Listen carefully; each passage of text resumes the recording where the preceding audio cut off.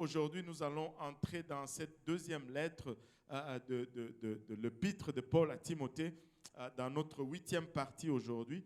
Et vous avez sûrement remarqué que les quatre lettres que nous avons étudiées jusqu'à présent, on l'a mentionné au début de chaque étude, ont été écrites par Paul, probablement, que tout le monde dise probablement. Probablement alors qu'il était en prison vers la fin de son ministère. Et ce sont des lettres uniques parmi tous ces écrits, Philémon, Tite et les deux lettres à Timothée, parce que ce sont des lettres personnelles.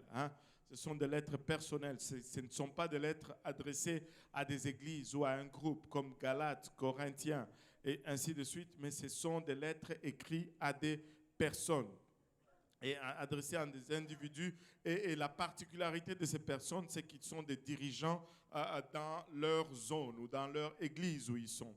Et aussi, une autre chose qui ajoute un peu à la particularité, c'est que Paul avait une relation de mentorat avec ces jeunes. Il n'écrivait pas à des gens qu'il ne connaissait pas, il écrivait à ses enfants dans le Seigneur, des gens qu'il a vu grandir et qu'il a probablement gagné au Seigneur et qu'il a vu grandir jusqu'à ce qu'ils sont entrés dans un rôle de ministère.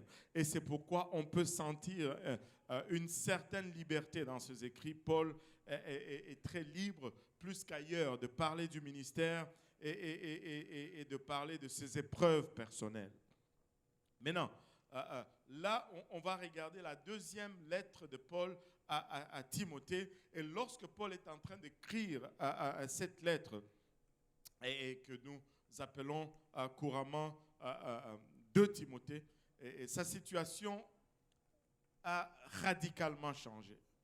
Sa situation n'est plus tout à fait la même comme lorsqu'on lit Philémon ou Tite.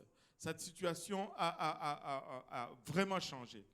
Il était maintenant en prison et là, il y a quelque chose qu'on décèle dans cette lettre, c'est qu'il a une certitude au sujet de sa mort. Sa mort commence à être un peu plus certaine. Il commence à sentir vraiment la fin. Il dit dans le 4e chapitre, le 6e verset, il dit le moment de mon départ est proche. Et c'était maintenant, au début, quand on disait probablement. Et c'était une probabilité qu'il était en prison lorsqu'il a écrit à Tite ou à Philémon, ou même lorsqu'il a écrit à Timothée. Mais là, c'est une certitude. Que tout le monde dise certitude. C'est une certitude qu'il est en prison et qu'il est en train maintenant de sentir sa fin arriver. Et il est définitivement en prison et presque tous ses associés, tous ceux qui l'ont accompagné dans son chemin, dans le ministère, étaient partis, l'ont abandonné. Et seul Luc était à côté de lui, était resté encore avec lui et pour l'aider. Plusieurs disent que Luc était médecin et que Paul, quand il parle de l'écharde que le Seigneur a laissée dans sa chair, ce n'était pas un quelconque péché que le Seigneur avait laissé dans la chair de Paul. La plupart disent que lorsqu'il était lapidé, qu'il était resté pour mort, il est sorti de cette lapidation avec des séquelles physiques que le Seigneur n'a jamais guéries. Et c'est pour cela qu'il avait besoin d'un médecin qui l'accompagnait tout le long de ce voyage pour continuellement soulager ses douleurs. C'est un si puissant serviteur de Dieu, mais Dieu dit, ma grâce te suffit. Un si puissant serviteur du Seigneur, Dieu lui dit, ma grâce te suffit. Et nous devons apprendre à avoir confiance dans le Seigneur. Parce que des fois, Dieu dit, ma grâce te suffit. Parce que des fois, c'est cette écharde qui nous garde dans le Seigneur. C'est cet handicap qui nous permet de nous appuyer sur le Seigneur. Et si le Seigneur l'a enlevé, des fois, on risque de prendre le bord. Ayons confiance en Dieu. Il y a 2 choses qui sont presque pareilles, mais qui sont différentes. Il y a la foi et il y a la confiance. Amen. La foi, nous avons besoin de la foi pour servir Dieu. Allô? Nous avons besoin de la foi pour lui être agréable. Et nous avons besoin de la foi pour voir quoi que ce soit. Mais la foi va être bonne lorsque les choses vont bien. Mais des fois, c'est comme si le Seigneur va fermer le ciel. Des fois, il va laisser une montagne en face de nous qu'on n'arrive tout simplement pas à escalader. Des fois, il va laisser une souffrance, une maladie sur laquelle on n'a point de victoire. Et là, si on s'appuie tout simplement sur la foi, on risque de ne pas s'en sortir. C'est en ce moment-là qu'on a besoin de la confiance. On doit aller plus loin que la foi. On va aller dans la zone de confiance. Je crois que le Seigneur va me guérir, mais s'il ne me guérit pas, j'ai confiance qu'il a fait la bonne décision pour moi. Et c'est seulement avec la confiance que tu peux dire, même s'il me tuait, je lui ferai malgré cela confiance. Alléluia. Est-ce qu'il y en a qui ont confiance dans le Seigneur ici? Oh, alléluia. Nous devons avoir confiance dans le Seigneur. Alléluia. Et maintenant, Luc seul est resté avec lui.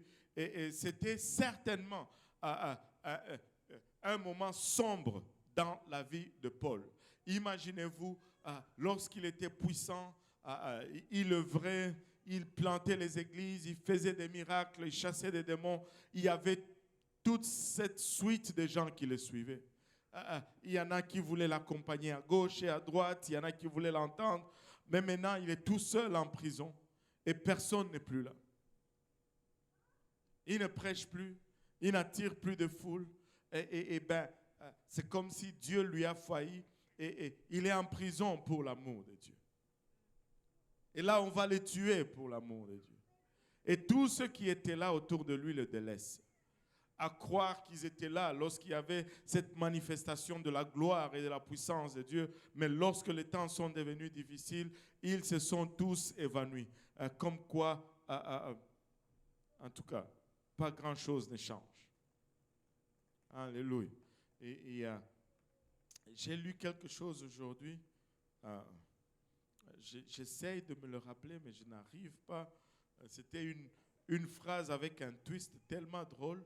Et il dit que quand tu réussis, ça dit quelque chose comme ça. Quand il y a la réussite, c'est là où tu te fais les amis les plus infidèles et les ennemis les plus fidèles. C'est dans la réussite que tu te fais les amis les plus infidèles et les ennemis les plus fidèles. que ça ressemble à cela. J'ai trouvé cela intéressant. Alléluia. Et c'était une heure ombre pour Paul et son ministère. Mais, alléluia, et tout le monde dit mais.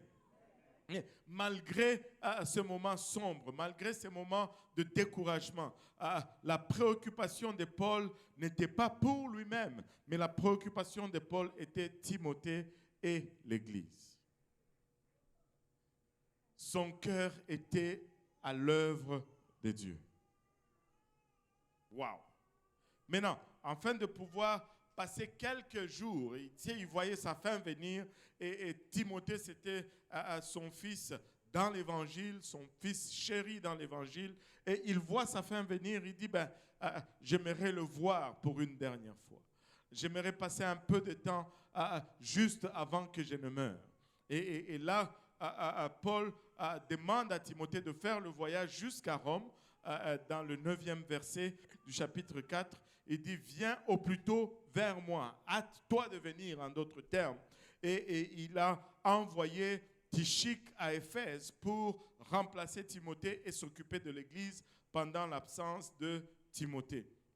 Et il dit au verset 12 du chapitre 4, j'ai envoyé Tychik à Éphèse. Nous ne savons pas Timothée, c'est qu'ils se sont vraiment échangés au cours de ces conversations personnelles. Nous ne savons pas vraiment qu'est-ce qui est ressorti de cette visite de Timothée à Paul, Mais nous pouvons regarder à l'épître, à cette deuxième lettre de Paul à Timothée, comme étant vraiment son testament pour nous, pour les dirigeants de l'Église et pour l'Église aujourd'hui.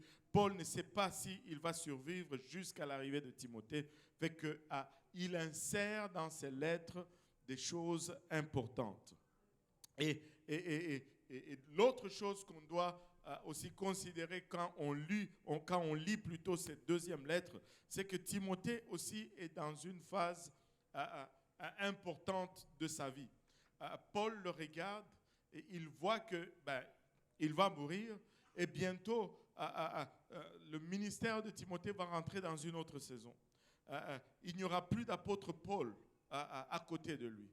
Il n'y aura plus l'apôtre Paul pour le guider, sur qui demander conseil. Donc, Paul va s'assurer que les instructions que Timothée va recevoir dans cet épître sont vraiment de grande valeur, inestimables, puissantes pour ces jeunes dirigeants qui va bientôt être privé de son mentor.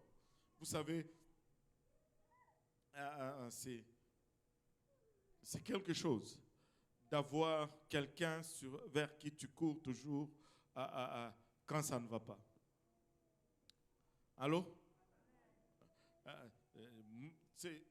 Moi, quand ça ne va pas, il y a 2 portes que je traverse là, une fois dans ce balcon-là. Je dis, Pasteur Graham, j'ai besoin de te parler. Je n'attends même pas qu'il me dise oui ou non, je m'assois.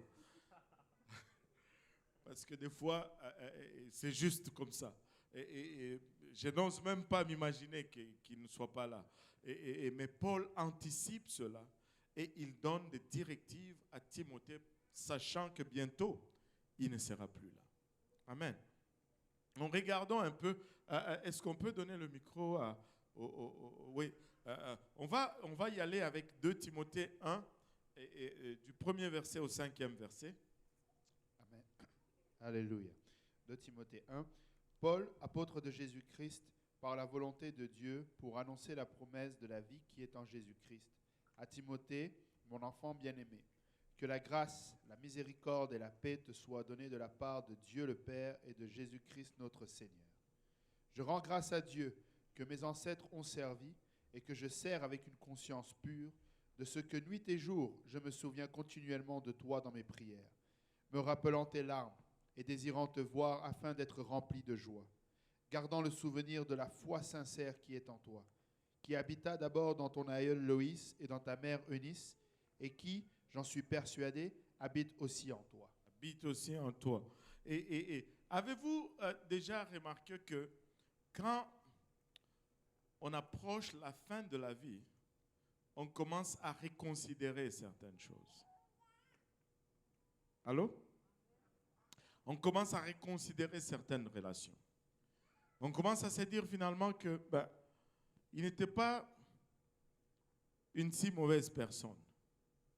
Parce qu'on sait que, c'est que la plupart d'entre vous, cela ne vous traverse pas la tête. Mais laissez-moi vous dire ceci, que à la fin de la vie, les gens cherchent toujours à reconsidérer et à arranger leurs relations. Ils vont être plus prônes à exprimer l'amour qu'ils avaient. Et il n'y a rien de si triste que de voir quelqu'un mourir avec un conflit qui n'était pas résolu. Et là, on va se dire, oh, quel dommage. Il aurait pu le voir avant de mourir. Il aurait pu lui parler avant de mourir, ainsi de suite. Avant la mort, on a toujours tendance à exprimer le plus d'amour possible, essayant probablement de se racheter de toutes les méchancetés qu'on aurait commises dans la vie. Mais il n'est pas étonnant. Tu vois l'expression de Paul ici, et abonde en amour pour Timothée. Et Paul approche la fin de sa vie et il est évident qu'il exprime plus que jamais l'amour qu'il a pour les gens que Dieu a mis sur son chemin. Et là, il pense, et tu vois que tu ressens la nostalgie et le poids de cela dans ses écrits. Il dit à Paul, apôtre de Jésus-Christ, pour la volonté de Dieu, pour annoncer la promesse de la vie qui est en Jésus-Christ, à Timothée, mon enfant bienvenu, bien-aimé plutôt, que la grâce, la miséricorde, la paix te soit donnée de la part de Dieu le Père et de Jésus-Christ notre Seigneur. Il dit, je rends grâce à Dieu que mes ancêtres ont servi et que je sers avec une conscience pure de ce que nuit et jour, je me souviens continuellement. Nuit et jour, je me souviens continuellement de toi dans mes prières. Alléluia. Mais rappelant tes larmes, il y a eu un moment de séparation où Timothée a pleuré de quitter Paul. Et Paul s'est commémore tous ces moments. Il y a beaucoup d'expressions d'amour. Il pense constamment à Timothée. Alléluia. Et notamment lorsqu'ils ont eu cette dernière séparation. Et il est en train d'offrir à Timothée le meilleur cadeau que tu peux offrir à quelqu'un. C'est-à-dire prier pour la personne. Il n'y a pas un meilleur cadeau que tu ne puisses offrir à quelqu'un si ce n'est prier pour lui. Oui, tu peux acheter une maison à quelqu'un, mais prier pour la personne, ça vaut plus. Ça vaut plus. Alléluia. Paul dit, je prie pour toi continuellement. Il rappelle à Timothée par la suite l'héritage précieux de sa mère et de sa grand-mère. Alléluia. Parce que, tu sais, il y a une raison pourquoi Paul rappelle à Timothée que cette même foi, et la foi ici, ce n'est pas juste, il ne parle pas de la foi comme pour voir les miracles. Non, il parle de la foi comme étant l'ensemble de doctrines et d'enseignements qu'il a reçus de sa grand-mère, qui a passé cela à sa mère, et que lui, Timothée, tient et il marche maintenant selon ses enseignements. La foi ici, c'est l'ensemble de doctrines, alléluia, pour lesquelles nous devons nous battre. Il dit, je te rappelle cela, en d'autres termes, Timothée, souviens-toi de ce que ta mère t'a enseigné, qu'elle a reçu de sa mère, qui ne l'a pas changé. En d'autres termes, il est en train de dire à Timothée, Timothée, tu n'as pas besoin de nouvelles méthodes. Cette nouvelle génération cherche toujours de nouvelles méthodes, cherche toujours de nouvelles façons, cherche toujours quelque chose qui est nouveau. Mais Paul est en train de dire à Timothée, tu n'as pas besoin d'une nouvelle méthode, tu as tout simplement besoin d'un vieux message. Ce même message qui a fonctionné pour ta grand-mère, ça a fonctionné pour ta mère et ça va fonctionner pour toi aussi. Alléluia. Et nous devons arriver à cette place, alléluia, où nous gardons cet héritage qui nous a été légué. Alléluia. Nos grands-pères spirituels ont prêché ce message et nos pères spirituels ont prêché ce message. Et nous devons garder ce même vieux message. Le message ne change jamais. Alléluia. Timothée préserve le message. Timothée préserve la doctrine. Alléluia. Et je veux dire à cette multitude de Timothée et de Timothées, préservez le message. Préservez la doctrine. Alléluia. Nous n'avons pas besoin d'un nouveau message. Nous avons le message. L'évangile fonctionne. L'évangile est puissant. L'évangile est puissant. Amen. Regardons le verset 6 et 7 par la suite. C'est pourquoi je t'exhorte à ranimer le don de Dieu que tu as reçu par l'imposition de mes mains. Car ce n'est pas un esprit de timidité que Dieu nous a donné, mais un esprit de force, d'amour et de sagesse. Et de sagesse. Et lorsque Paul dit à Timothée, ranime, c'est pourquoi je t'exhorte à ranimer, réanime le don qui est en toi. Il ne lui dit pas, cherche un nouveau don. Il lui a dit, tu as reçu le don. Le don est en toi, mais il est dormant. Réveille-le, secoue-le, réanime-le. Alléluia. Et le mot grec ici signifie tout simplement rallumer un feu. Mets-toi en feu encore, Timothée. Garde le feu brûlant en toi. Garde. Et il y a un phénomène que essaye de te regarder toi-même. Quand tu es venu à la vérité, je ne sais pas pour vous, mais quand je suis venu à mes débuts à l'église, chaque service était puissante. Chaque service, la présence de Dieu était extraordinaire. À chaque service, même si le message parlait de la dîme, c'était puissant. On pouvait prêcher sur n'importe quoi. Mais avec le temps, alléluia, on entre dans une routine quelconque. Et si on ne fait pas attention, on s'habitue à cette présence de Dieu. Et là, dans cette habitude, on commence à voir des choses qu'on n'est même pas supposé voir. Et avez-vous remarqué combien plutôt les nouveaux arrivent et ils sont comme waouh, et toi tu es comme ah bon? C'est parce que tu es habitué maintenant à cette présence. Écoutez, il faut refuser d'être habitué à cette présence. Il faut rallumer le feu. Il faut être constamment renouvelé, constamment rafraîchi. Alléluia. Et tout simplement en regardant, en ayant la priorité à la bonne place. Il est très facile d'entrer dans la routine du ministère et de laisser le feu s'éteindre. Il est très facile de juste s'habituer jour après jour Bon, j'ai déjà raconté cette histoire, mais je vais la raconter encore. Qui aime le raisin ici?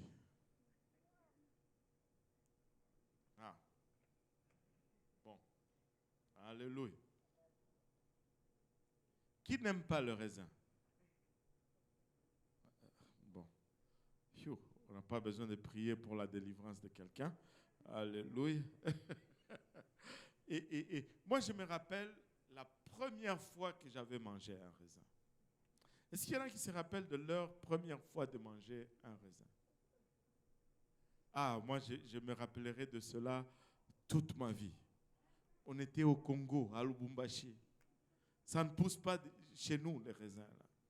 C'est un fruit des riches. Même la pomme. C'est seulement quand tu es malade qu'on t'amène la pomme à l'hôpital. Oui. Quand tu es malade, là, tu manges la pomme enveloppée dans des papiers bleus. Là. Il y en a qui se rappellent de cela. On était sur la cour de récréation. Et j'étais dans une classe avec un enfant qui venait d'une famille riche. Et lui, je ne sais pas où ses parents ont sorti cela, mais il est venu avec des raisins à l'école. Imagine-toi la foule des enfants qui étaient autour de lui. Tout le monde voulait goûter à ces fruits qu'on avait. J'étais en 4e primaire. Tout le monde voulait goûter à ces fruits qu'on voyait live pour la première fois. C'était des raisins verts. Et là, il fallait être son ami. Parce que si tu n'étais pas son ami, avec toute la foule là, tu n'avais rien.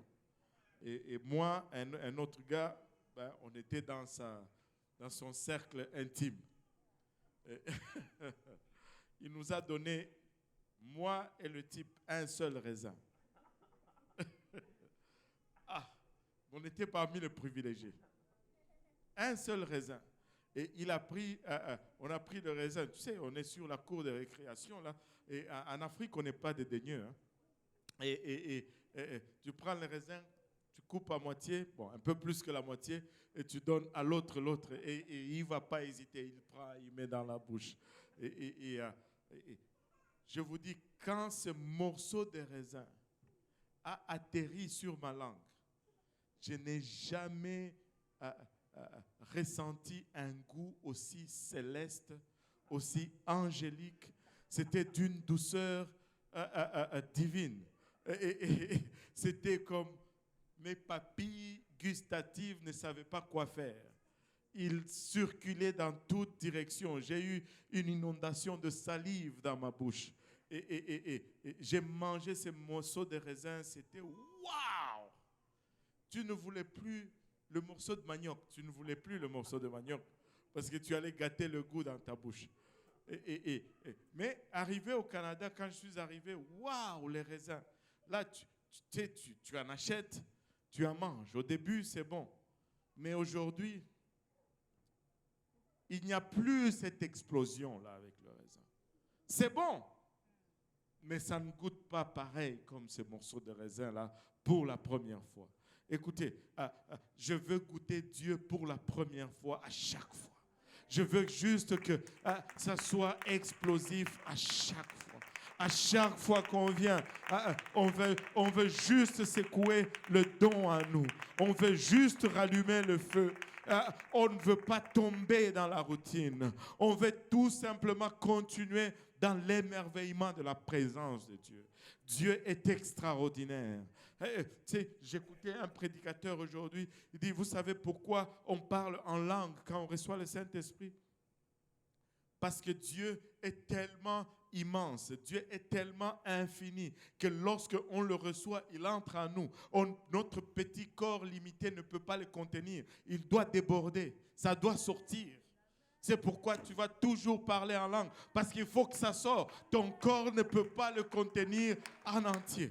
Alléluia. J'étais comme waouh dans ma voiture. J'ai comme alléluia. Et laissez-moi vous dire, nous devons rester continuellement dans l'émerveillement de Dieu. Amen. Alléluia. Ne jamais, Timothée, ne laisse pas le feu s'éteindre. Nous devons constamment ajouter du carburant. C'est constamment rallumer notre passion spirituelle. Dieu ne nous a pas donné un esprit de timidité. Et le mot timidité ici, c'est déilia. Nous ne devons pas être timides. Nous ne devons pas être, en d'autres termes, gênés. Nous devons être enthousiastes pour la présence de Dieu. Il y en a qui disent, oh, c'est l'émotion. Ben oui, je suis un être émotionnel. Oh, moi, je ne suis pas émotionnel. Ah bon? Laisse ton enfant traverser la rue en courant alors qu'il y a un camion qui arrive là. Tu vas voir que tu es très émotionnel. C'est ce que tu vas faire. Tu vas être émotionnel. Nous sommes émotionnels et ça n'a rien, il n'y a rien de mal à diriger ses émotions vers notre Créateur. Amen. Nous refusons la timidité. Alléluia. Nous n'avons pas reçu un esprit timide. Paul dit à Timothée, tu n'as pas reçu un esprit timide. Regarde ton voisin, dis-lui, tu n'es pas timide. Alléluia. Alléluia. Mais nous avons été équipés de force. Alléluia. Nous avons été équipés de force. Nous avons reçu un esprit de force. Alléluia. Et le mot ici, c'est dynamis. Une force spirituelle, une puissance miraculeuse, une puissance d'agir. Et pour mettre cette puissance en marche, il faut enlever la timidité. Il faut avoir le zèle d'aller et de prier pour le malade, pour voir cette force se manifester. Il faut avoir, alléluia, l'audacité, de confronter, de le prononcer, afin que cette force soit manifeste. Alléluia. Une force d'agir. Et il dit un esprit de force, un esprit d'amour. Un esprit d'amour. Et le mot amour ici, c'est le mot agape. Allô? C'est un amour inconditionnel. L'amour que Dieu a eu besoin d'avoir pour qu'il puisse nous aimer. Et si nous recevons le Saint-Esprit, nous recevons ce même type d'amour. Et qu'est-ce que cela signifie? Qu'est-ce que tu essaies de dire? Je suis en train de dire ceci. Si Dieu m'a aimé malgré mes défauts, je dois arriver à t'aimer malgré tes défauts. Parce que je dois t'aimer de l'amour de Dieu et non pas de mon propre amour. Des fois, nous devons juste abandonner nos pensées, nos philosophies, nos prétentions entre les mains de Dieu et essayer juste d'être conduit par son esprit. Vous savez, Moi, ma compréhension, c'est celle-ci. L'amour, ce n'est pas nécessaire quand il n'y a que des qualités. Si tu as des qualités, c'est normal qu'on soit correct avec toi.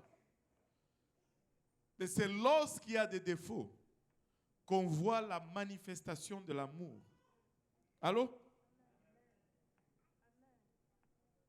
J'ai besoin de l'amour pour pouvoir t'accepter et t'embrasser malgré tes défauts. Si tu n'as pas de défauts et que tu n'as que des qualités, même sans amour, je vais t'embrasser. Allô? Et si Dieu nous a remplis d'amour, nous pouvons nous aimer l'un l'autre. Et s'il nous demande d'aimer nos ennemis, combien davantage devons-nous nous aimer les uns les autres? Allô? Oh Seigneur Jésus. Alléluia. Je pensais avoir un 100% amen, mais bon, on est à 60% à peu près. Je dois aimer mon prochain. Amen. Regarde ton voisin, dis-lui, je t'aime. Alléluia. Vous voyez, vous êtes même intimidé à dire je t'aime à quelqu'un. Parce que si tu dis je t'aime, tu as peur qu'on va te suspecter. Parce que l'ennemi a tellement perverti l'amour qu'on ne le voit qu'à 80% dans le sens perverti. Allô? Là, on a peur de dire à quelqu'un je t'aime. Du coup, je vais avoir des problèmes. Si tu as peur, ce n'est pas si tu as des mauvaises motivations. Purifie tes pensées et tu peux dire à quelqu'un je t'aime. J'aime mon frère, j'aime ma soeur, j'aime la nourriture. Tu sais, quand on dit j'aime la pizza, il n'y a pas de mauvaise pensée. Et on le dit, j'aime. Allô? Anyway, je dois revenir là. Dieu nous inonde de son amour et nous devons aimer avec cet amour. L'amour agissant de Dieu, l'amour, ce n'est que par le Saint-Esprit que tu peux agaper quelqu'un. Il dit, par la suite, il dit un esprit de sagesse, sophonisme. La sagesse ici, ce n'est pas juste dans le sens de donner des bonnes réponses ou des bonnes décisions, mais il est question d'une maîtrise de soi, de l'autodiscipline. Allô? Alléluia. Et nous avons besoin de toutes ces qualités pour exercer efficacement notre ministère. Allô? Nous devons avoir toutes ces qualités pour exercer notre ministère. Timothée n'avait pas besoin, alléluia, de nouveaux ingrédients spirituels dans sa vie. Tout ce qu'il avait à faire était de secouer, de ranimer le don qu'il avait déjà. Paul lui dit, tu n'as pas besoin de rien d'autre. Ce que tu avais reçu, secoue-le, ranime-le, ravive-le et laisse-le être actif. Et laissez-moi vous dire, après avoir fait des cercles et des cercles et des cercles, les choses qui fonctionnent, ce sont les mêmes choses. La simplicité de l'évangile, on ne le redira jamais assez. L'évangile est puissant, l'évangile fonctionne. Et si nous nous attelons à juste ne pas compliquer les choses, à juste donner l'évangile, écoutez, nous allons avoir un réveil extraordinaire. Le monde ne connaît pas de réveil, c'est parce que le monde a enterré l'évangile. Allez parmi le monde soi-disant chrétien. L'évangile est la chose la moins prêchée. On va te prêcher de tout, sauf de l'évangile. Tu peux aller 3 ans à l'église sans jamais entendre l'évangile. Et ce n'est pas étonnant qu'il n'y a pas de puissance. Prêchons l'évangile. C'est ce que Jésus a établi. C'est ce que Jésus a établi. Et tout ce qu'il devait faire, c'est vraiment remuer les dons qu'il était en lui. Ne néglige pas les dons, alléluia, qui est en toi, Timothée. Et il dit, tu as reçu ces dons par imposition de main. Et tu sais, c'est pourquoi nous pratiquons l'imposition de main dans l'Église. Parce qu'avec l'imposition de main, il y a transfert spirituel qui se fait. Et c'est pourquoi il ne faut pas non plus imposer les mains légèrement. Parce qu'il y a un transfert spirituel qui se fait. Il y a une transmission spirituelle d'une personne à une autre lorsqu'il y a imposition de main. Ça remonte juste depuis l'Ancien Testament. Vous rappelez-vous comment il faisait pour,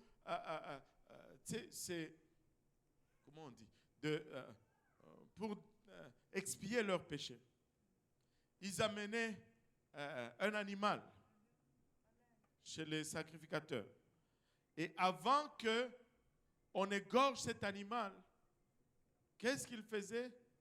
Il imposait les mains sur cet animal. En d'autres termes, il lui transmettait son fardeau spirituel. Et après, cet animal était tué à la place de la personne qui l'avait amené.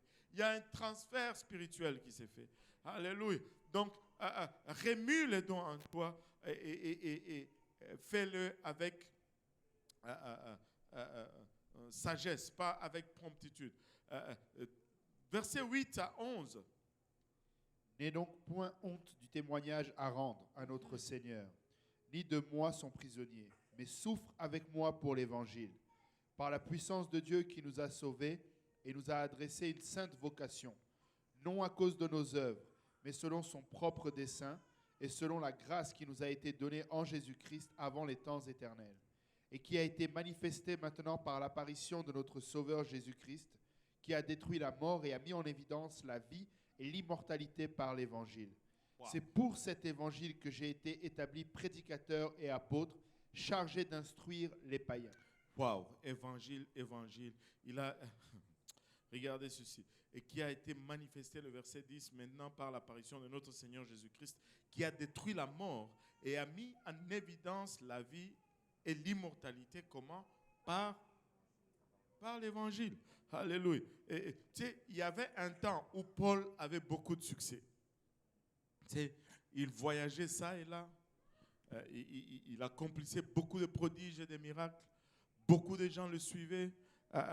Il attirait des foules. Et quand c'était le cas, tous les dirigeants, tous les jeunes dirigeants voulaient s'associer à cet apôtre ou ces grands évangélistes ou ces grands ministres. Parce que, pourquoi? Parce que son ministère avait du succès. Amen. Mais, maintenant que Paul est en prison, la plupart d'entre eux, ils ont disparu. Ils l'ont abandonné. Et Paul est devenu un sujet de honte. Il était honteux maintenant de s'associer avec lui. Parce que, où est son Dieu qui ne le livre pas de la prison? Et non seulement il était honteux, mais il était dangereux de s'associer avec lui. Ah, tu es aussi le disciple de ce Paul? Tu vas finir en prison comme lui. Il écrit donc à Timothée, il dit, Timothée, n'aie pas honte de moi. Que cela ne soit pas dit de nous. Quand ça va bien, oh, alléluia. Mais moindre difficulté, oulala, il y a 7 chemins qui s'ouvrent en avant et la foule se disperse. Ça, ce n'est pas bon. C'est dans le succès, voilà. C'est dans le succès qu'on se fait les amis les plus infidèles et les ennemis les plus fidèles. Amen. Et Paul était à cette place où maintenant tout le monde l'abandonnait parce que il n'était plus à la mode. Il était en prison. Il dit, Timothée, n'aie pas honte de moi.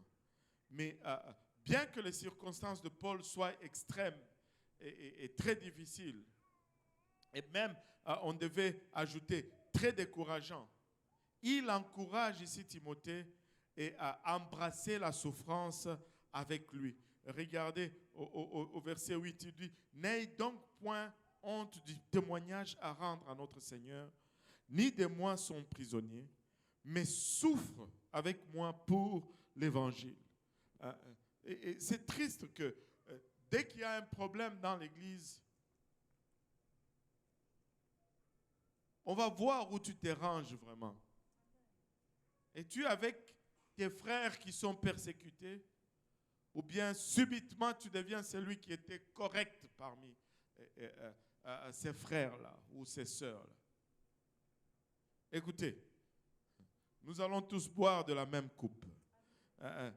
Si nous ne buvons pas de la même coupe, nous n'allons pas partager les mêmes récompenses.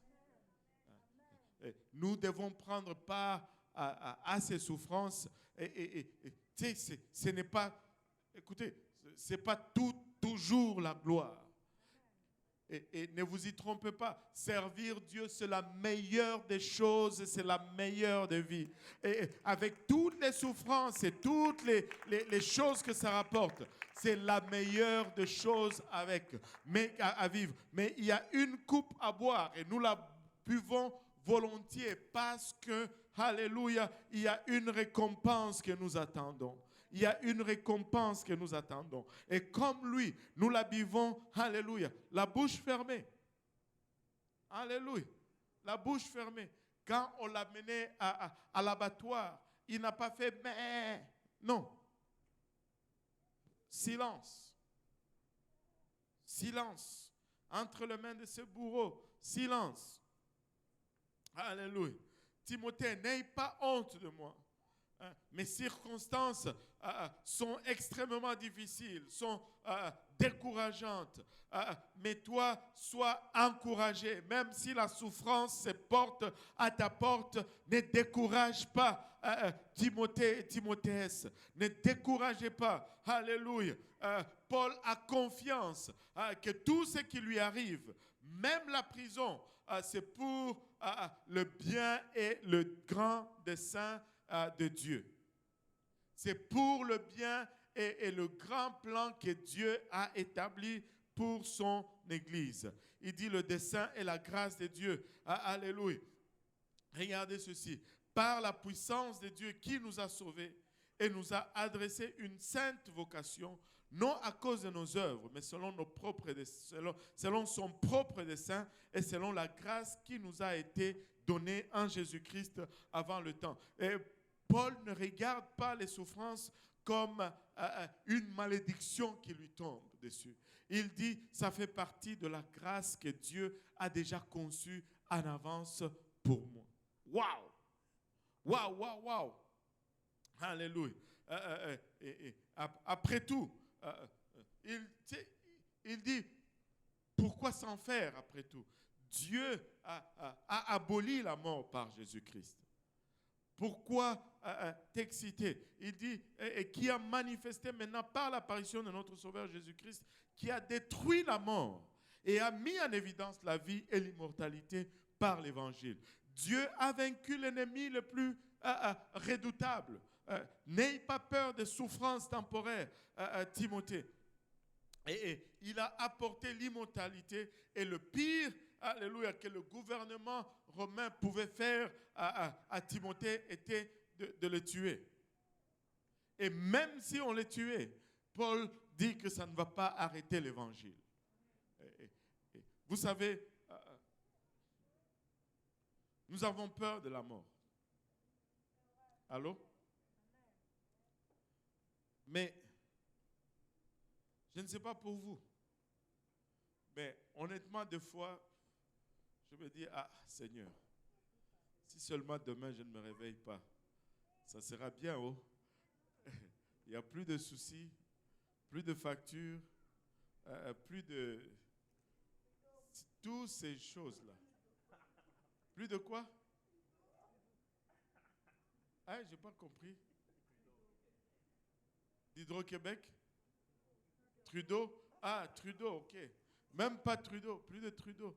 Plus de pandémie, plus de quarantaine, plus rien. C'est juste que tu meurs dans la présence de Dieu. Mais la mort est une délivrance. Tu sais, je me rappelle toujours d'une dame une vieille dame qui sortait d'un service de prière intense. Et puis, il y a un bandit qui vient et qui lui montre une arme et dit, donne-moi ton sac ou je te tue. Et puis, la vieille dame a regardé le bandit et dit, ben, tu penses que je vais te donner mon sac? Je ne te le donne pas. Je vais te tuer. Ben, vas-y, rends-moi ce service. C'est le bon moment même. Comment tu peux tuer quelqu'un comme ça? Il dit, oh, si tu pouvais me tuer maintenant. Tu es tombé à pic. Alléluia. Et Paul est dans un état où il dit, même si on me tuait, ben, c'est une délivrance pour moi. C'est un gain. Je pars. Et versets 12 à 14. Et c'est à cause de cela que je souffre ces choses. Mais j'en ai point honte, car je sais en qui j'ai cru. Alléluia. Et je suis persuadé qu'il a la puissance de garder mon dépôt jusqu'à ce jour-là. Retiens dans la foi et dans la charité qui est en Jésus-Christ le modèle des saines paroles que tu as reçues de moi. Garde le bon dépôt par le Saint-Esprit qui habite en nous. Waouh!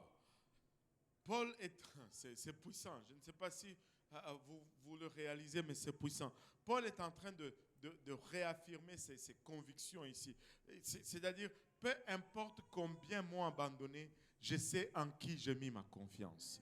Peu importe ceux qui abandonnent ou qui délaissent, celui en qui j'ai mis mon futur, il est capable de préserver tout ce que je lui ai confié. Alléluia. Paul il dit, venez, partez, mais je demeure avec le Seigneur Jésus-Christ. Peu importe combien de personnes ont eu honte de lui ou se sont détournées contre lui, Paul n'avait pas honte. Alléluia. Il n'avait absolument aucun regret de tout ce qu'il a fait. Et laissez-moi vous dire, si on lui donnait une autre opportunité, je pense qu'il ferait même 2 fois plus, parce qu'il saurait qu'il a seulement autant de temps. Il savait qu'il souffrait pour la cause de l'évangile et non pour une quelconque faute réelle. Et c'est là le danger. Des fois, nous souffrons parce que nous faisons nous-mêmes nos propres bêtises. Mais ce n'est pas de cela qu'on est en train de parler. Il a mené une vie intègre et il était en train de souffrir pour l'évangile. Et l'évangile n'est pas seulement une doctrine. Paul est en train de dire, je n'ai pas juste hypothéquer ma vie pour juste une quelconque doctrine. Je n'ai pas hypothéqué toute ma vie juste pour une quelconque philosophie. J'ai hypothéqué ma vie, je l'ai confiée dans les mains de quelqu'un. Pour Paul, l'évangile, ce n'est pas juste une doctrine, mais l'évangile, c'est Jésus-Christ lui-même, c'est la personne, alléluia, en qui il a tout misé. Alléluia, l'évangile est une personne en qui Paul a cru et il a la confiance. Paul est sûr, tout à fait, il a pleine confiance en Jésus qu'il connaît. Il le connaît.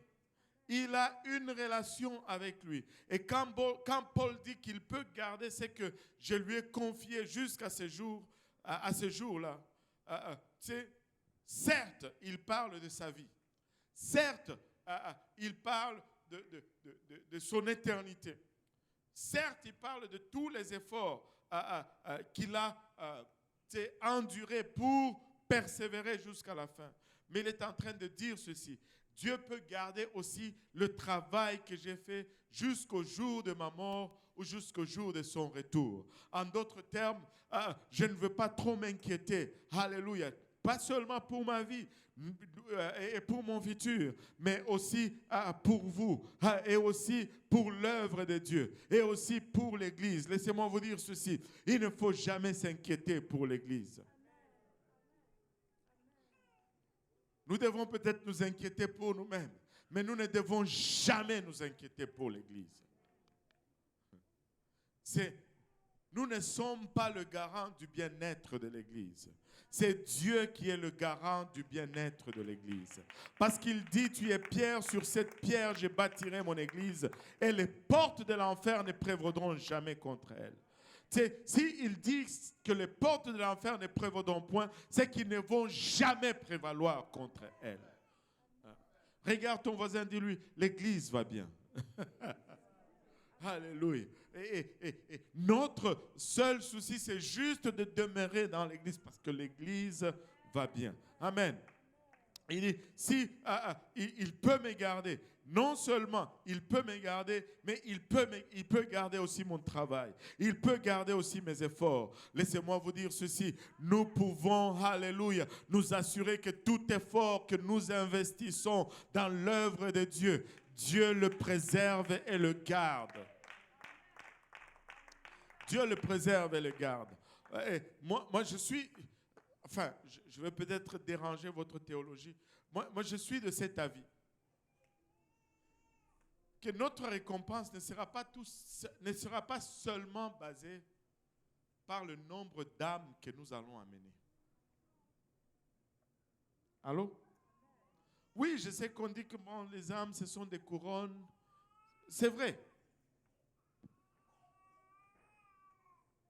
Moi, je crois. Ben, si je me trompe, ce n'est pas grave.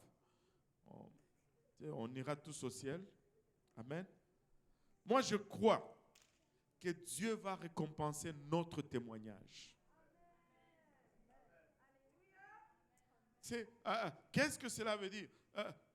Cela veut dire que si j'ai témoigné à quelqu'un, que j'ai donné de mon meilleur pour l'amener à Christ, peut-être que cette personne ne va pas choisir de servir Dieu.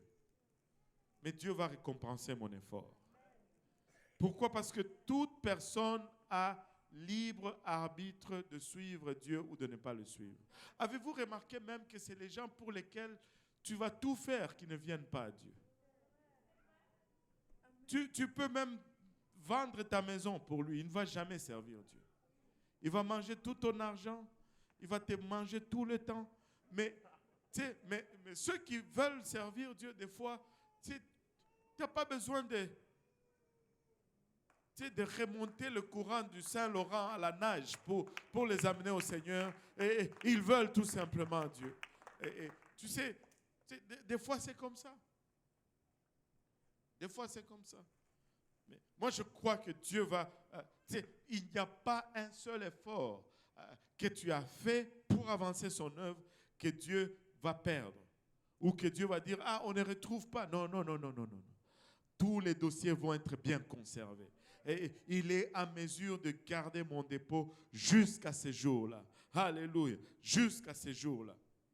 Dieu peut garder son œuvre. Il peut garder tout ce que j'ai fait jusqu'à ce jour, jusqu'au jour de ma mort ou au jour de son retour. Alléluia. Parce que c'est lui qui nous a donné cette mission. Alléluia. Et que nous avons tout fait par sa puissance. Et écoutez, ce n'est pas mon église, c'est son église. Ce n'est pas mon peuple, c'est son peuple. Alléluia. Et c'est pourquoi il le préserve. Ça lui appartient. C'est l'église de Dieu. Et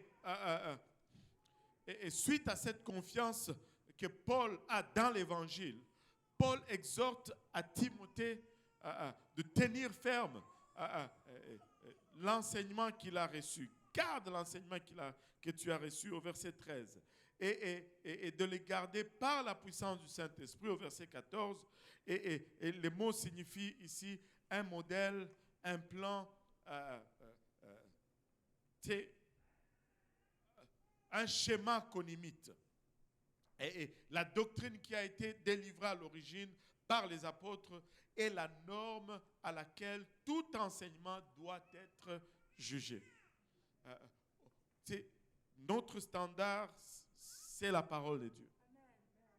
C'est la doctrine apostolique. Je me rappelle un jour, j'étais allé dans la maison d'un jeune. Et c'était au tout début là. La particularité était que la mère de ce jeune-là était venue en visite de l'Afrique. Et elle n'était pas contente que ses enfants ne sont plus catholiques, mais ils sont apostoliques. Même quand on est allé là-bas, on avait des papillons dans l'estomac. Tu pouvais sentir l'esprit. Tu vois, des fois, l'intimidation est là, tu le ressens. On est allé, elle a été quand même gentille. Et elle nous a préparé la nourriture. Elle n'a rien mis d'autre dedans. C'était bon. Nous sommes encore vivants.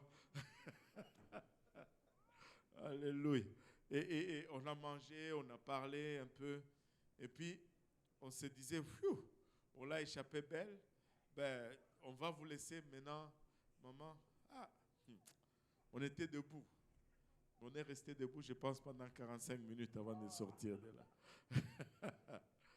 Et c'était intense. Elle a déversé son cœur sur nous comme si on avait initié à son fils à un gang de vendeurs de drogue à Montréal. Et elle nous a fustigés. Et à la fin, elle me dit ceci. Qu'est-ce que tu crois? Tu crois que toi seul, là, c'est toi seul qui as la vérité? Et tous ces prêtres catholiques, là, ils vont aller en enfer. Et toi seul, tu as la vérité. Ouf, là, présenté comme ça, c'est un peu beaucoup d'orgueil pour une personne, n'est-ce pas? J'étais comme, oh là là là là, qu'est-ce que je vais répondre? Mais le Seigneur m'a donné une réponse, je crois. Et je lui ai dit, maman, ce n'est pas vraiment ça la façon de regarder cela. Je lui ai dit, si tu me compares, moi, avec les prêtres catholiques, tu peux être à côté dans les deux cas. Parce que et eux et moi, nous pouvons être tous dans l'erreur.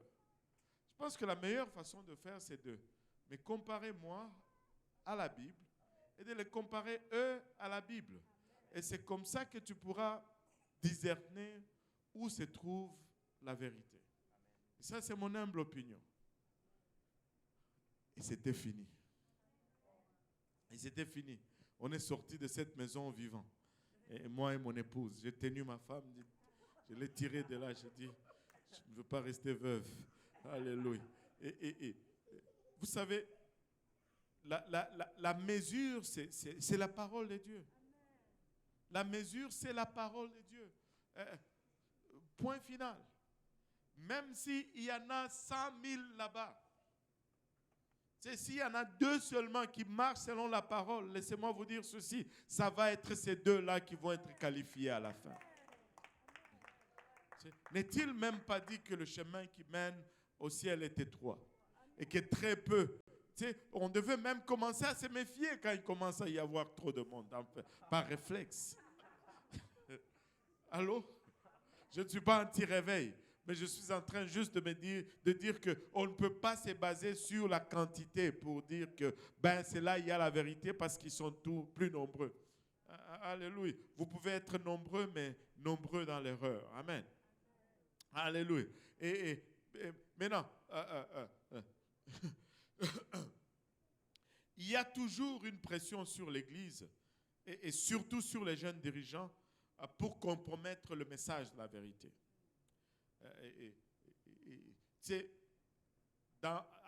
Avec le désir de voir grandir l'Église, des fois on veut des raccourcis.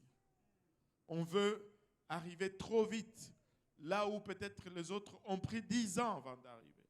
Et ça, c'est une chose qui induit beaucoup de gens en erreur. C'est par rapport à ton âge, tu ne peux pas te permettre de faire certaines choses. Je ne sais pas s'il y en a qui se rappellent. Vous rappelez-vous ceci, que chez nous, des fois, il y avait certains condiments, c'était pour papa. Allô?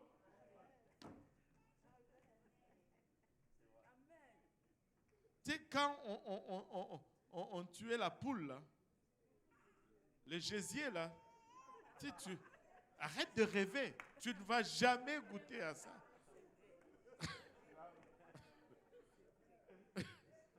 Allô? Toi, tu viens de naître, tu n'es pas encore sur toi, tu veux manger le gésier.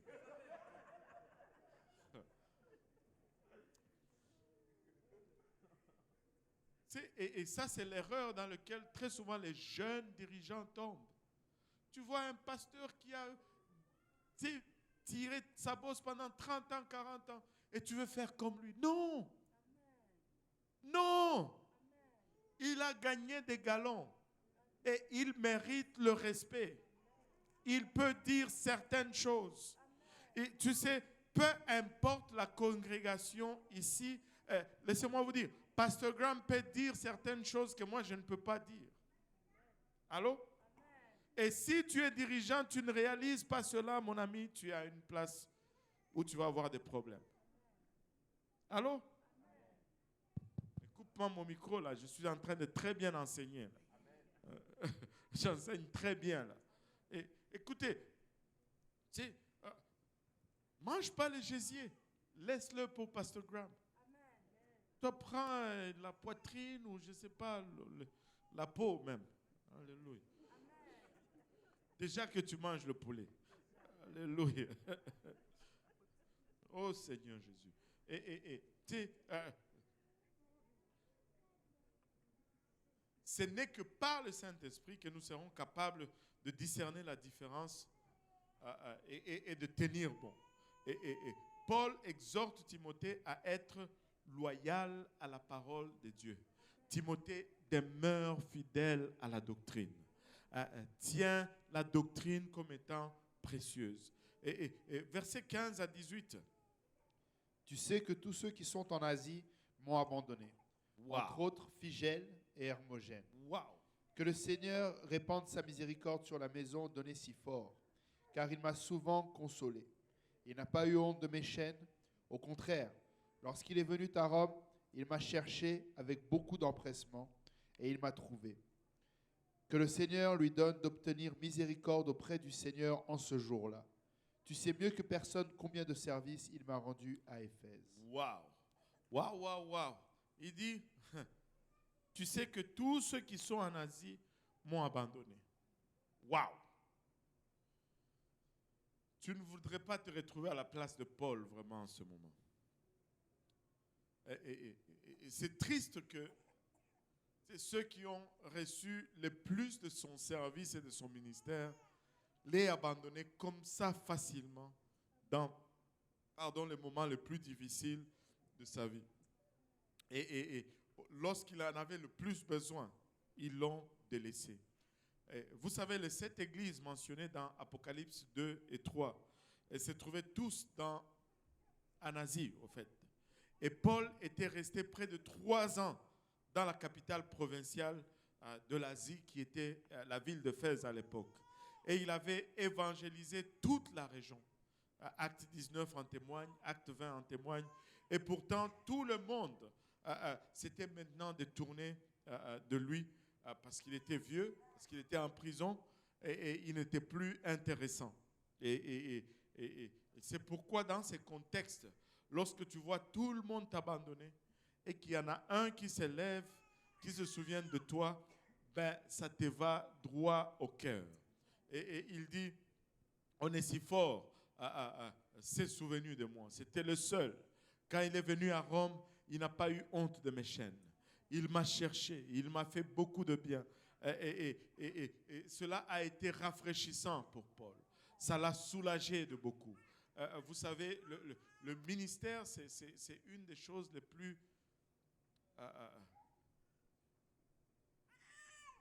il y a beaucoup de solitude dans le ministère. Des fois, on regarde la foule après le service, les gens, mais il y a beaucoup de solitude dans le ministère. Et c'était rafraîchissant pour Paul d'avoir ce moment. Il n'a pas seulement aidé Paul à Éphèse, il l'a aussi cherché alors qu'il était en prison à Rome.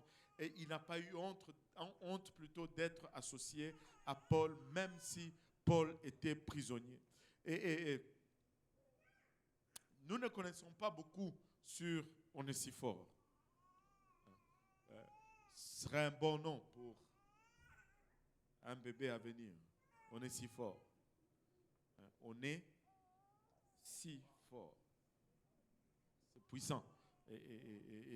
Et nous avons très peu de connaissances sur lui, mais il aura sûrement une grande récompense en ce jour-là. Et Paul le dit dans le verset 18. Paul a apprécié ceux qui sont demeurés loyaux aux serviteurs de Dieu. Dans ces moments les plus difficiles, Paul a apprécié la loyauté de certains. Vous savez, c'était certainement un moment très difficile pour Paul. Il aurait aimé être libre pour prêcher la parole de Dieu. Mais il était dans une prison romaine et il allait bientôt être martyrisé. Et c'est Paul tiré vers la fin de sa vie, là. Et c'était maintenant à Timothée, en lisant ce deuxième épître, tu vois qu'il est en train littéralement de passer le manteau à Timothée. Il est en train vraiment d'établir Timothée pour que Timothée puisse prendre la relève. Il y a toujours un temps. Il y a toujours un temps où une nouvelle génération de dirigeants doivent s'affirmer. Où il y a des jeunes qui doivent monter et commencer à s'engager dans des rôles. Amen. Si on se levait tous ensemble, et vous savez, oh non, attendez, peut-être qu'il y a des questions. Aujourd'hui, on a 13 minutes. Peut-être qu'il y a une ou deux questions. Brunel est toujours le premier à sauter sur les questions. Alléluia. Et vu qu'on a un peu de temps, on va en prendre une ou deux. Amen. Oui, rapidement, l'école a repris.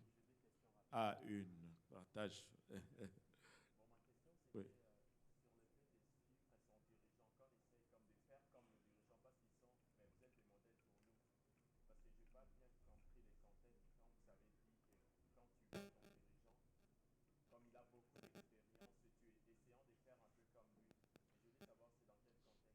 Oui, je vais te l'expliquer.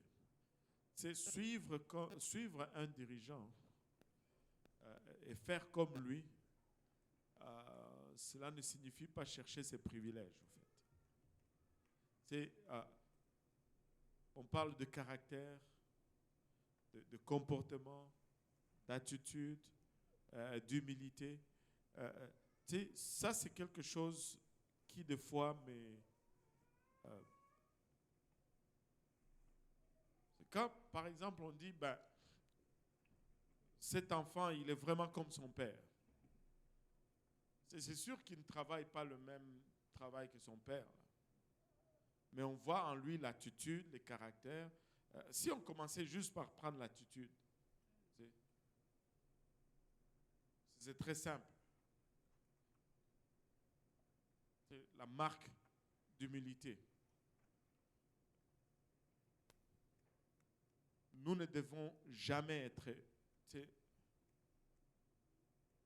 des gens qui recherchent toujours la confrontation, par exemple. Parce que nous avons un dirigeant qui n'est pas dans la confrontation. Pasteur Graham, c'est juste l'attitude. Mais non. Prendre son attitude ne signifie pas prendre ses libertés. Il a les libertés que lui, il a parce qu'il a le millage qu'il a. Même dans notre concept africain, là, chez nous, là, juste par l'âge, les grands peuvent faire certaines choses que les jeunes ne peuvent pas faire. Bien que le jeune doit suivre l'exemple des grands. C'est aussi simple que ça, là. Et voilà. C'est pas parce que, je dois suivre l'exemple. Si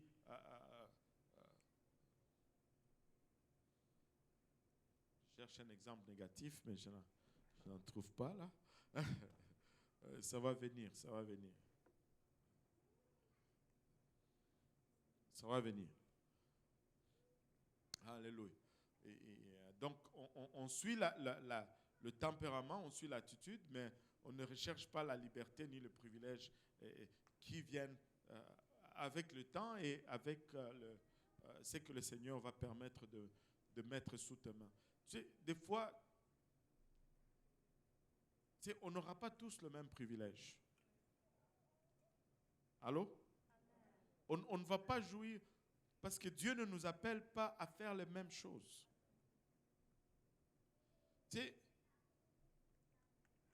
On n'aura pas le même résultat. Deux personnes peuvent les deux faire le même sacrifice et au bout, on obtient deux résultats différents. C'est dans le royaume, c'est comme ça. Dieu va t'utiliser, toi, à faire autre chose, et il va m'utiliser, moi, à faire autre chose. Et c'est pourquoi c'est très dangereux de se comparer. C'est très dangereux. Tu sais, on ne va jamais avoir le même résultat.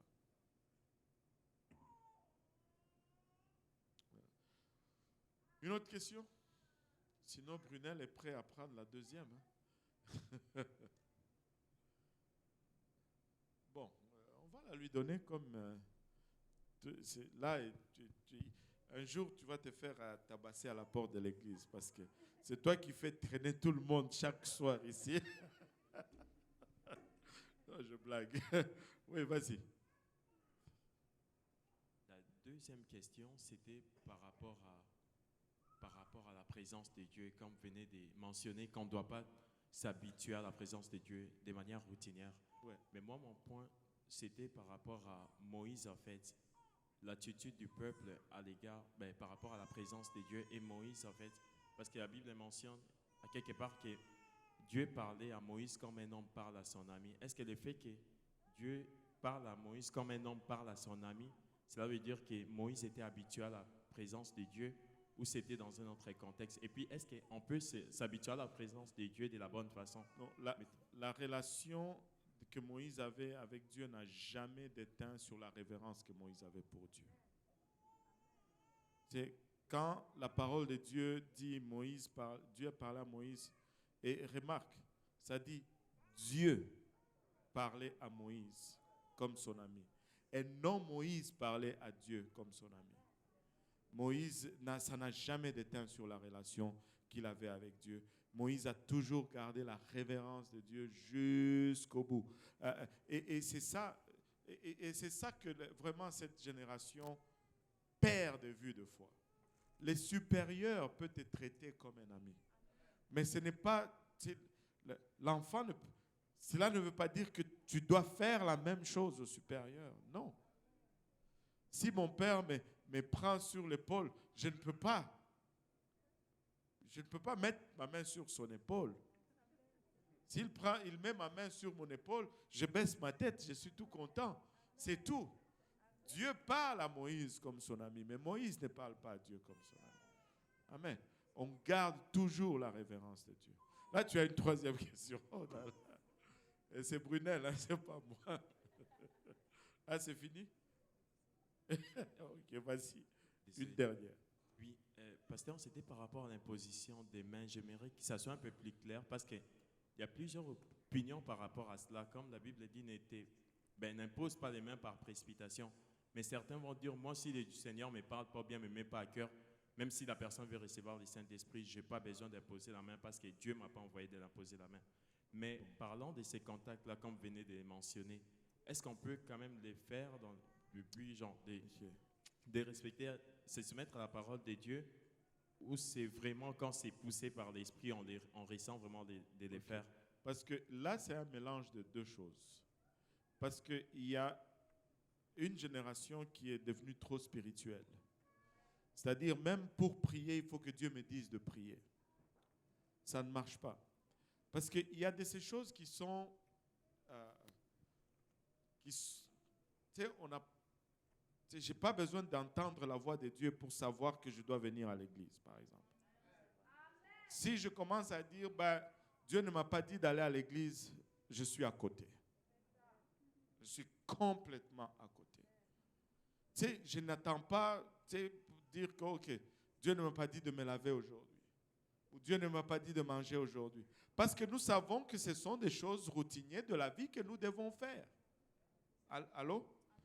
Maintenant, quand tu arrives au temps de la prière, il y a de ces choses qui sont déjà standards dans la parole de Dieu. Si on est en train de prier pour quelqu'un, pour qu'il reçoive le Saint-Esprit, je n'ai pas besoin que Dieu vienne me dire « impose les mains pour qu'il reçoive le Saint-Esprit ». Il est déjà dit dans la parole de Dieu. Et il ne va pas contredire cela. Quand on dit ne pas le faire avec précipitation, Timothée, premièrement, il le faisait pour impartition des dons. Deuxièmement, c'était pour amener quelqu'un dans le ministère. Tu sais, ce n'est pas juste on va prier pour quelqu'un qui est malade. Il faut que, tu sais, Seigneur, il y en a qui vont avoir le temps de mourir, là, on ne va pas. Tu sais, même des fois, Dieu parle, on n'entend même pas. Et s'il avait parlé que nous n'avons pas entendu, on fait comment? Tu sais, c'est comme, il faut faire la part des choses. Il ne faut pas trop mystifier ou, tu sais, il y a de ces choses qu'on n'a pas besoin de me dire, je sais que c'est ça.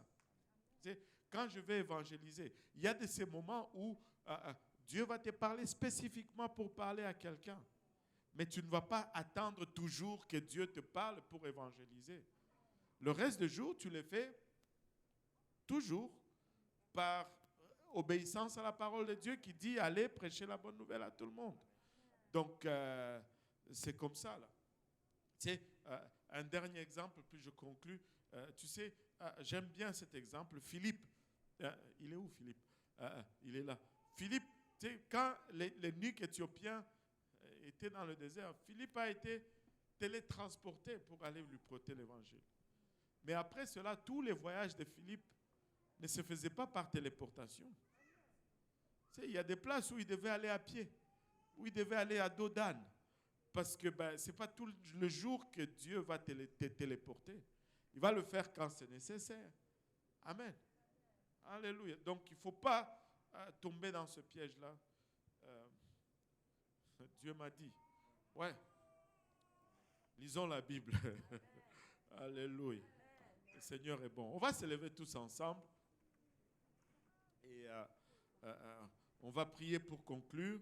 Et que le Seigneur nous garde à garder, nous aide plutôt à garder la doctrine. Amen. Que le Seigneur nous aide à garder la doctrine. Pasteur Jean-Yves, tu veux nous conduire en prière pour clôturer. Alléluia. Seigneur éternel, notre Dieu et roi, Papa. Seigneur, nous venons encore une fois, Papa, Seigneur, élever ton nom, Papa, en adoration, en action de grâce, Seigneur, pour l'étude d'aujourd'hui. Seigneur, alléluia, et nous venons prier, Seigneur, que tu nous aides, alléluia, à réaliser, Seigneur, alléluia, le dépôt que, Seigneur, nous avons, Papa, Seigneur, et que nous, Seigneur, voulons préserver, Papa, et Seigneur, être, Seigneur, ce dirigeant, Papa, Seigneur, que tu nous appelles à être, Seigneur, afin que ton Église, alléluia, Père éternel, continue, Papa, Seigneur, alléluia, d'être, Seigneur, un impact puissant, Seigneur, ici à Montréal, Seigneur, au Québec tout entier, Papa, alors que des âmes sont encore en train, Seigneur, d'attendre, Papa, que quelqu'un, Seigneur, vienne leur prêcher l'Évangile, Papa. Seigneur, aide-nous, Papa, Seigneur, vraiment crée en nous, Papa, ce cœur, Papa, pur et cet esprit bien disposé, Papa, à être ces que tu veux que nous soyons, Papa. Seigneur, alléluia, notre prière, Papa, Seigneur, alléluia, c'est que tu nous baptises de zèle, Papa, Seigneur, alléluia, Seigneur, que nous puissions sortir, Papa, et nous affirmer, Seigneur, comme étant, Seigneur, alléluia, des récipiendaires de ta grâce, Papa, Seigneur, et Seigneur, que notre ministère, Papa, Seigneur, soit reflété, Papa, Seigneur, pour la gloire de ton nom, Papa. Sois glorifié à travers ton Église. Sois glorifié à travers, Seigneur, tes serviteurs. Papa, Seigneur, utilise-nous, Papa. Nous sommes cette argile, Papa. Et Seigneur, nous voulons, Seigneur, que toi, le potier, Seigneur, tu nous façonnes, Papa, selon les outils nécessaires, Papa. Seigneur, pour Montréal, Papa. Pour, Seigneur, le Québec, Papa. Pour la francophonie, Papa. Ton Église, Seigneur, veut te servir, Papa. Ton Église veut impacter, Seigneur, cette génération. Ton Église veut travailler, Papa, Seigneur. Alléluia, sans relâche, Papa, Seigneur, pour la gloire de ton nom, Papa, pour l'avancement de ton royaume, Seigneur, et pour voir, Seigneur, alléluia, l'enfer, Seigneur, reculer, Papa, Seigneur, dans le nom de Jésus. Papa, Seigneur, viens bénir, Papa, et garder, Seigneur, alléluia, tes serviteurs, Papa, tes enfants, Papa. Garde chacun d'entre nous, Papa. Couvre-nous dans ton sang précieux, Papa. Seigneur, garde notre retour à la maison, Papa. Seigneur, bénis le restant de cette semaine, Papa. Et garde-nous jusqu'à ce que nous nous voyions la prochaine fois pour encore, Seigneur, nous réunir et glorifier ton nom. Alléluia, Seigneur, que ton nom soit glorifié, exalté et élevé, Papa. C'est au nom de Jésus-Christ que nous avons ainsi prié. Alléluia, que tout le monde dise au nom de Jésus.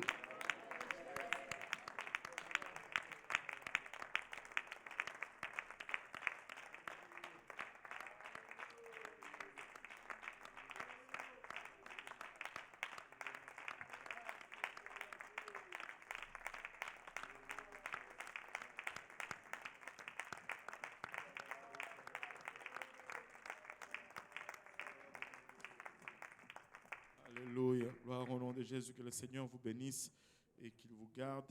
Et serrez la main de vos voisins et dites-leur ou exprimez-leur combien vous avez été content de le voir à l'église ce soir.